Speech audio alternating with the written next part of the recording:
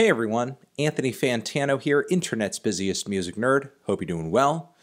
And yeah, next to my head over here is an Instagram post that I'm going to be talking about in this video, posted online not too long ago by New York's 50 Cent, essentially kind of prodding at and making fun of Terry Crews as a result of the heartfelt and I think the really important testimony that he just gave to Congress in regards to his experience with sexual assault. If you guys remember, in the midst of the whole Me Too movement, trend, whatever you want to call it, surprisingly, Terry Crews came out and essentially told everyone about his own personal experience with being sexually assaulted and sort of feeling powerless in that moment, not knowing what to do, thinking about reacting violently or angrily at the person, but then thinking of the repercussions that would most likely have on his career as a result. And in that moment, just kind of feeling like he had no other alternative than to just deal with it and pretend it didn't happen and just try to erase it from his mind, whatever. And it's great that people like him can sort of come out and, of course, talk about their experiences in the midst of this awakening, this focus, this concern over these issues. But here's the thing, like, as Terry has kind of signified here with his own testimony and his own experience, like sexual assault, sexual abuse, it's not just a male on female thing. It's really not just a women's issue. You know, men deal with these problems too. And again, that's not to discount female victims or anything like that. The reason I say this is because it's sort of depicted more of a women's issue, and I think that's because when men deal with these problems, they're less likely to come forward. And I think they're less likely to come forward as a result of attitudes like what 50 Cent is pretty much showcasing over here. Because men will prod at or make fun of or try to publicly deride or embarrass or shame other men for being honest with their experiences with this stuff, and the pain and the suffering they might feel over this sort of thing.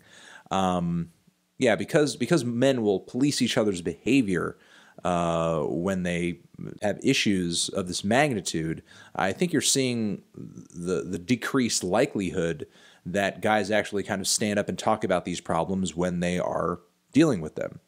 I know that out there's a lot of saltiness and tension when it comes to gender politics at the moment, and there's a lot of finger pointing across the aisle, and I understand why, but you know, I feel like if guys are seriously going to talk about these issues and mean it, and are actually genuinely going to be concerned with things like sexual assault when men suffer sexual assault, guys have to realize that truly what is standing in front of men being taken seriously as victims when they are dealing with these issues, it's not women, it's not society at large, like it's very much other men. It's very much other men. And I think this right here, again, it's a shining example of it.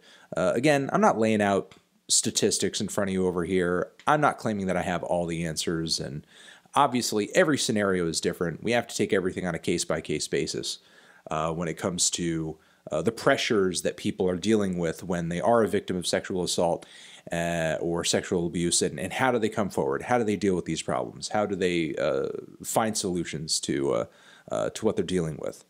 Again, all of that needs to be dealt with on a case-by-case basis. Every scenario is most likely going to be different.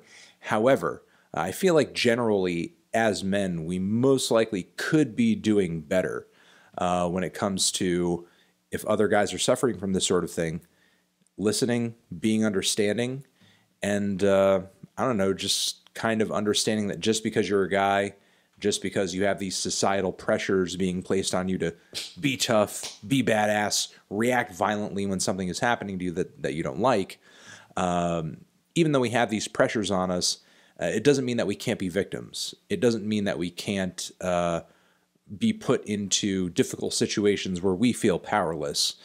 And, you know, Terry Crews, seen by many as a total fucking badass, you know? Seeing him in that position and seeing him talk so passionately and so intelligently about it, I think is a really kind of a socially, could be a watershed moment for guys. But here we have 50 Cent, who is one of the gooniest guys in the rap industry, and to me doesn't socially come off as very bright. Pretty much proving that to be the case with not only this post, but a weird post where he doubled down on this joke too. And out there are a lot of guys who are essentially not really taking him to task over it either. So I don't know. I'm not really asking anybody or trying to motivate anybody to do anything specifically about this, you know, like 50's an idiot. However, just because 50 does this, or just because these types of pressures over here that this image exemplifies exist, that doesn't mean you need to give into them. That doesn't mean that you need to play into them. And that doesn't mean you need to accept them as the norm. And yeah, I'm going to leave it at that, I think. Hope you're well. You're the best. Over here next to my head is another video that you can check out. Hit that upworthy link to subscribe to the channel. Anthony Fantano, Terry Crews, forever.